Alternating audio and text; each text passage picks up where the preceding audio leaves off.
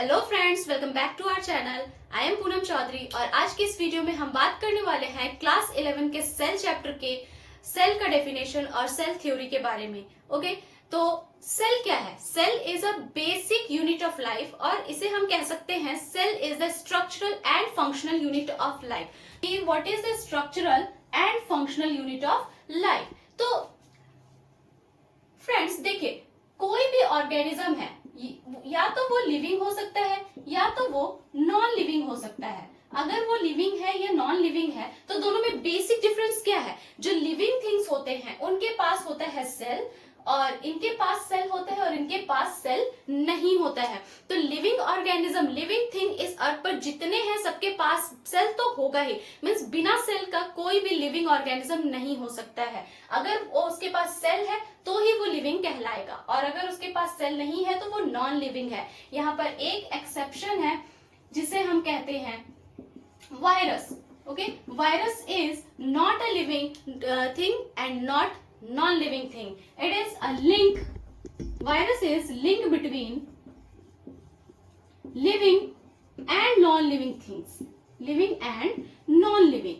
क्योंकि आप सब जानते हो कि वायरस क्या होता है। वायरस अगर एनवायरमेंट में है, किसी सरफेस पर है, तो वो नॉन लिविंग है। वो सिर्फ और सिर्फ किस चीज का बना हुआ है? सिर्फ प्रोटीन का बना हुआ है और जेनेटिक मटेरियल का बना है। मीन्स अगर कोई नॉन लिविंग थिंग है तो उसे हम कहते हैं इनएनिमेट। ये आपके एनसीईआरटी में ये लाइन लिखा हुआ है। इनएनिमेट मींस कि जो इनऑर्गेनिक सब्सटेंसेस से बना होता है, उसके पास कोई सेल नहीं होता। तो वायरसेस जो होते हैं अगर वो सरफेस पर प्रेजेंट है तो वो नॉन लिविंग की तरह बिहेव करेंगे और जैसे ही वो होस्ट के बॉडी के अंदर एंटर करते हैं, वो होस्ट के सेल के साथ अपने डीएनए को मल्टीप्लाई करते हैं, रेप्लिकेट करते हैं और अपना नंबर बढ़ाते हैं, रिप्रोडक्शन करते हैं, देन वो लिविंग कैरेक्टरिस्टिक शो करते हैं। तो जितने भी लिविंग ऑर्गेनिज्म उसके पास सेल होना चाहिए, इसीलिए हम सेल को क्या कहते हैं? Cell is the defining feature of the living organism. Cell is the defining feature, defining feature. Okay, अब अगर लिविंग है तो लिविंग या तो यूनिसेल्यूलर हो सकता है या फिर वो मल्टी सेल्यूलर हो सकता है। अगर यूनिसेल्यूलर है मींस वो एक सेल का बना हुआ है। ओके, यूनिसेल्यूलर मींस वो एक सेल का बना हुआ है और multi cellular means many cells से बने हुए हैं, बहुत सारे सेल्स से बने हुए हैं। सेल्स से फिर टिश्यू बनाते हैं, टिश्यू से ऑर्गन बनाते हैं, बहुत सारे सेल्स से मिलकर बने हुए हैं जैसे कि हम। और यूनिसेल्यूलर में क्या हो गया? जैसे बैक्टीरिया, अमीबा, प्रोटिस्टा, बहुत सारे ऐसे ऑर्गेनिज्म है जो यूनिसेल्यूलर है। तो इसके कहने का मतलब ये है कि अगर एक सेल भी है तो ये एक सेल यूनिसेल्यूलर ऑर्गेनिज्म अपने लाइफ में पूरे फंक्शंस तो करते ही हैं। वो रेस्पिरेशन करते हैं, डाइजेशन करते हैं, न्यूट्रिशन का प्रोसेस करते हैं, रिप्रोडक्शन करते हैं, डिवाइड करते हैं। मींस वो इंडिपेंडेंटली सर्वाइव कर सकते हैं। ओके, तो या वो सिंगल सेल्यूलर ऑर्गेनिज्म हो या वो मल्टी सेल्यूलर ऑर्गेनिज्म हो, वो जो सेल होता है वो इंडिपेंडेंटली सर्वाइव कर सकता है। तो इससे क्या पता चलता है कि एक सेल सारे फंक्शन को कर सकता है। अगर कोई मल्टी सेल्यूलर ऑर्गेनिज्म है तो क्या होगा? सबसे पहले कोई भी मल्टी सेल्यूलर ऑर्गेनिज्म होता है, सपोज दैट ह्यूमन बींग्स, तो अगर ह्यूमन बींग्स हैं तो वो भले इतनी बड़ी बॉडी है, हमारे बॉडी में बिलियंस ऑफ सेल्स हैं, लेकिन जब हमारा स्टार्टिंग होता है, जब शुरुआती पॉइंट होता है हमारा, जब हम एक जाइगोट के फॉर्म में होते हैं तो उस टाइम एक सेल ही होता है जिसे हम कहते हैं जाइगोट। ओके, और ये जाइगोट एक सेल होता है और ये एक सेल डिवाइड करता है, रेपिडली डिवाइड करता है, अपने नंबर बढ़ाता है, देन एक पूरा का पूरा बेबी फॉर्म करता है। ओके, तो इसका कहने का मतलब हुआ कि ये जो जाइगोट है ये डिवाइड करेगा और डिवाइड कर करके अपने नंबर को बढ़ाएगा और अपने ही तरह के सिमिलर सेल्स बनाएगा, जिसे हम कहेंगे टिश्यू। ओके, तो एक सेल था जाइगोट, उसने मल्टीप्लाई किया और उसने क्या बनाया? टिश्यू बनाया। फिर टिश्यू के बाद क्या बन जाएगा? बहुत सारे टिश्यूज गैदर होंगे, इकट्ठा होंगे और उसके बाद क्या बनाएंगे? कोई ऑर्गन बनाएंगे। कोई भी ऑर्गन, मतलब बॉडी में जितने सारे ऑर्गन होते हैं वो सारे टिश्यू के बने हुए हैं, तो वो ऑर्गन बनाएंगे। अब ऑर्गन, बहुत सारे ऑर्गन्स मिलके क्या बनाते हैं? सपोज दैट एक किडनी है, किडनी के साथ आपका यूरेटर ऐड हो जाता है, suppose that it is a kidney, एक आपका ऑर्गन है। अब इस किडनी के साथ ये यूरेटर्स ऐड हो जाएंगे, इधर एक और किडनी ऐड हो जाएगा, इधर भी यूरेटर्स ऐड हो जाएंगे, फिर यहाँ पर आपका यूरिनरी ब्लैडर हो जाएगा, यूरेथ्रा होगा। तो ये पूरा का पूरा क्या हो गया? ये हो गया आपका ऑर्गन सिस्टम। Organ system. अब बहुत सारे ऑर्गन सिस्टम मिलते हैं, जैसे हमारे बॉडी में बहुत सारे ऑर्गन सिस्टम है, digestive system, respiratory system, excretory system, reproductive system, nervous system. तो जब बहुत सारे ऑर्गन्स एक साथ मिल जाते हैं तब फिर वो क्या बनाते हैं, एक ऑर्गेनिज्म बनाते हैं। ओके, तब वो क्या बनाते हैं, एक ऑर्गेनिज्म बनाते हैं। तो इससे क्या समझ में आया कि जो बेसिक, जो स्टार्टिंग पॉइंट है, जो बेसिक यूनिट है किसी भी ऑर्गेनिज्म का, वो क्या है, एक सेल है, सिंगल सेल।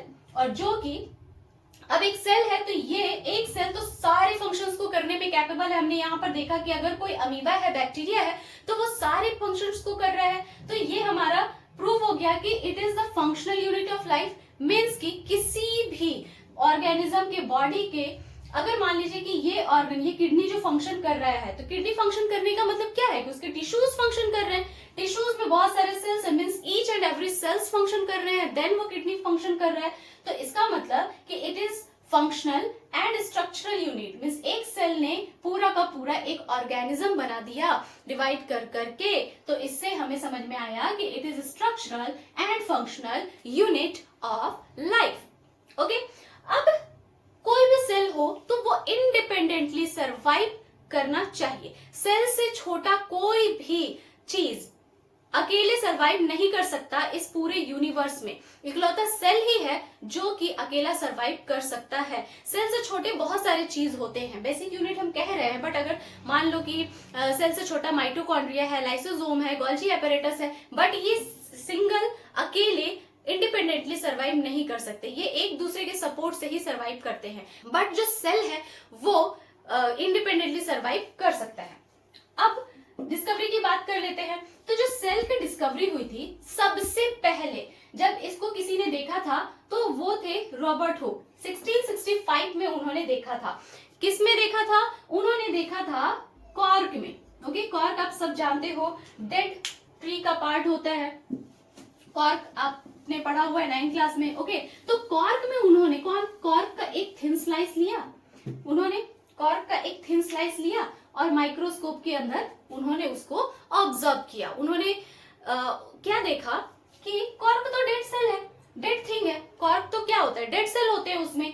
तो उन्होंने उसमें डेड सेल देखा। एक्चुअली उन्होंने सेल देखा ही नहीं था। ओके, जब उन्होंने कॉर्क के थिन स्लाइस को लिया और माइक्रोस्कोप के अंदर जब उन्होंने उसको ऑब्जर्व किया तो उन्हें ऐसे छोटे छोटे से हनी कॉम्ब लाइक स्ट्रक्चर देखने को मिले। ओके, इस तरह के स्ट्रक्चर उनको देखने को मिले, small small room like structure उन्होंने देखा। तो अब उन्होंने जब इसके स्मॉल स्मॉल स्ट्रक्चर देखा तो उन्होंने बोला अच्छा ये तो स्मॉल रूम के जैसा दिख रहा है, और लैटिन वर्ड में इस तरह के स्मॉल रूम को सेला कहते हैं। ओके, तो उन्हें क्या मिला, स्मॉल चैम्बर्स, उन्हें स्मॉल चैम्बर्स मिला। और लैटिन में स्मॉल चैम्बर्स को सेला कहते हैं, और इसी सेला से फिर सेल वर्ड आया है। ओके, तो ये जो इस तरह का स्ट्रक्चर उन्हें दिखा, अब ये तो डेड था, और डेड सेल में ना ही साइटोप्लाज्म होता है, ना ही न्यूक्लियस होता है, ना ही कोई ऑर्गेनेल होते हैं, तो ये प्लांट का सेल था। तो उन्होंने क्या देखा, सेल वॉल। उन्होंने क्या देखा, सेल वॉल देखा। उन्होंने सेल वॉल के अलावा उन्होंने कुछ नहीं देखा था। ठीक है, तो सबसे पहले उन्होंने ही देखा, डिस्कवरी की 1665 में। उसके बाद उन्होंने क्या देखा था, सेल वॉल देखा। उसके बाद एक दूसरे साइंटिस्ट आए, एंटोन वॉन लीeuwenhoek 1674 में। उन्होंने क्या किया कि उनको बड़ा ही शौक था कि वो डिफरेंट चीजों को देखने का। खुद से माइक्रोस्कोप बनाते थे, वो खुद से लेंसेज लगाते थे अपने, और माइक्रोस्कोप बना के डिफरेंट चीजों को देखते थे। तो उन्होंने पॉन्ड वाटर को देखा। जब उन्होंने पॉन्ड के वाटर को लिया तो उसमें बहुत सारी चीजें उन्हें मिली। उन्हें मिला बैक्टीरिया, मिला, प्रोटोजोआ मिला। ठीक है, उन्होंने प्रोटोजोआ को भी देख लिया, फंजाई को भी देख लिया। ठीक है, उसके बाद उनकी क्यूरियोसिटी बढ़ती गई। फिर उन्होंने ब्लड सेल को भी देख लिया ह्यूमन के। ठीक है, उन्होंने ब्लड सेल देखा, स्पर्म सेल भी देखा, उन्होंने स्पर्म सेल भी देखा। उन्होंने टिथ के अंदर जो प्लक होता है, उन्होंने प्लक को भी देखा। ठीक है, तो उन्होंने ऐसे बहुत सारे सेल्स देखे। और सबसे पहले जो लिविंग सेल को देखने वाले इंसान थे वो थे एंटोन वॉन लीeuwenhoek, जिन्होंने 1674 में देखा था लिविंग सेल। डिस्कवरी हुई अपनी। अब एक और साइंटिस्ट है रॉबर्ट हुक और रॉबर्ट ब्राउन। रॉबर्ट हुक ने सेल की डिस्कवरी की थी, डेड सेल को देखा था, और रॉबर्ट ब्राउन ने न्यूक्लियस को देखा था 1831 में।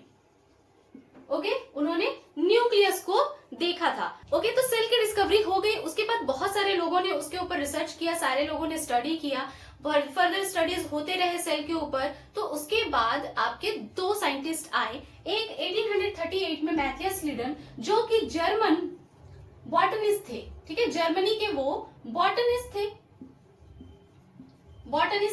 अब बॉटनिस्ट है तो किस पर रिसर्च करेंगे? प्लांट के ऊपर ऑब्वियसली। ओके, दूसरे थे उसी 1838 में इन्होंने रिसर्च किया, थियोडर स्वॉन नाम के एक साइंटिस्ट थे, जो कि 1839 में, ये क्या थे? ब्रिटिश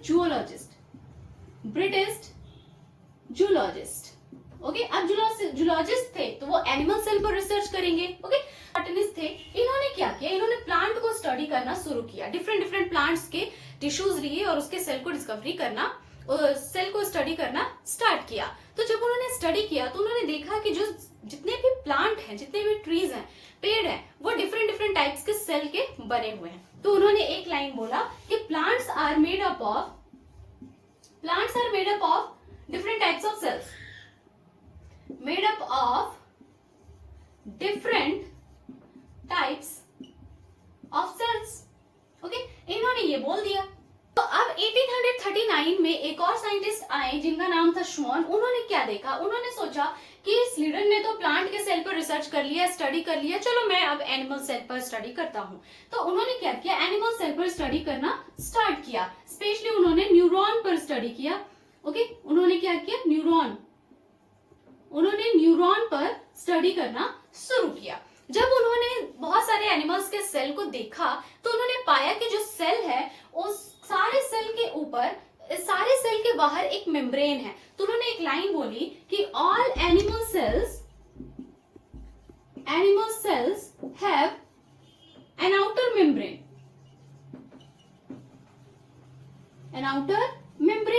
जिसे हम अब कहते हैं now called cell membrane. Okay, cell membrane या प्लाज्मा मेम्ब्रेन, अब हम उसे सेल मेम्ब्रेन या प्लाज्मा मेम्ब्रेन कहते हैं। तो इन्होंने क्या सोचा कि इन्होंने सारे एनिमल्स के सेल को तो स्टडी किया, अब उन्होंने सोचा कि चलो प्लांट के सेल को भी स्टडी करके देखते हैं, कुछ मिल जाए शायद। तो उन्होंने जब प्लांट सेल को स्टडी किया तो उन्होंने देखा कि जितने भी प्लांट सेल हैं वो बाउंडेड है एक एक्स्ट्रा मेम्ब्रेन से, जिन्हें हम कहते हैं सेल वॉल। तो उन्होंने कहा plant cells are bounded by cell wall. Okay, तो उन्होंने ये पॉइंट दिया।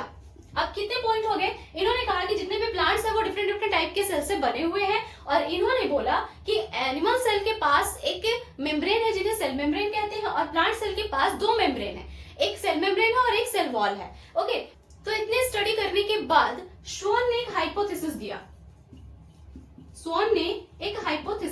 दिया। ये हाइपोथेसिस किसने दिया? श्वान ने दिया। अब हाइपोथेसिस क्या है? ओके, हाइपोथेसिस का मतलब होता है कि मैंने कुछ देखा, मैंने कुछ स्टडी किया और मैंने उसको बोल दिया ऐसे ही। ओके, जैसे इन्होंने अभी स्टडी किया और उन्होंने बोला कि plant cells are bounded by cell wall. अभी इसका कोई प्रूफ नहीं है उनके पास, क्योंकि अगर किसी को आपको बताना है तो ये आपको प्रूफ देना होगा कि हाँ, क्योंकि उसके पास सेल वॉल है। तो इन्होंने सिर्फ खुद स्टडी किया था, लेकिन इसको सेल थ्योरी बनाने के लिए, इसको एक पूरा एक डिस्कवरी बताने के लिए उनको एक प्रॉपर प्रूफ देना पड़ेगा, उनको एक रिटन देना पड़ेगा। ओके, तो हाइपोथेसिस का मतलब है कि उन्होंने एक लाइन बोल दिया। ओके, उन्होंने क्या बोल दिया कि all plants and animals are made up of cells. Okay, ये हाइपोथेसिस था। लेकिन प्रूफ करने के लिए अब क्या हुआ? प्रूफ करने के लिए श्वान ने स्लीडन को बोला कि चलो मिलकर स्टडी करते हैं, मिलकर रिसर्च करते हैं और मिलकर इसको प्रूफ करते हैं। तो फिर दोनों ने क्या किया? मिलकर स्टडी किया, मिलकर प्रूफ किया, और उसके बाद सेल थ्योरी बनाई। ठीक है, उसके बाद सेल थ्योरी बनाई, और उस सेल थ्योरी में इन्होंने क्या कहा कि all plants and animals are made up of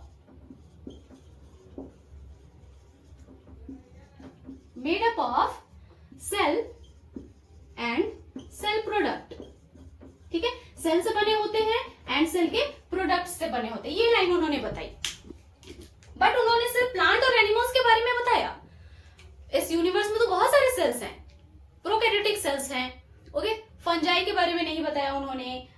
protista के बारे में नहीं बताया, बैक्टीरिया के बारे में नहीं बताया, तो उन्होंने सिर्फ प्लांट और एनिमल्स के बारे में बताया। तो यहाँ पर कुछ एक्सेप्शंस भी हैं। ओके, और उसके बाद उन्होंने ये नहीं बताया कि सेल आते कहाँ से हैं। तो उसके बाद एक और साइंटिस्ट आए जिनका नाम था वर्शो। ठीक है, वर्शो 1855 में। ओके, ये एक साइंटिस्ट आए और इन्होंने क्या किया, इन्होंने सेल को स्टडी किया। जब इन्होंने देखा कि सेल क्या है, एक सेल है और वो सेल खुद ब खुद डिवाइड हो जाता है और एक सेल दो सेल में कन्वर्ट हो जाता है। उन्होंने ये देखा, तब उन्होंने क्या बोला कि सेल्स, उन्होंने एक लाइन बोला जिसे बोलते हैं सेल्यूला ई सेल्यूला। ओके, उन्होंने बोला सेल्यूला ई सेल्यूला, जिसका मतलब होता है cell comes from pre existing cells. इसका मतलब होता है cell comes from pre existing cells. Means कि जो पहले से सेल है वही डिवाइड होके न्यू सेल बनाता है। तो इसे हम फिर कहने लगे मॉडर्न थ्योरी।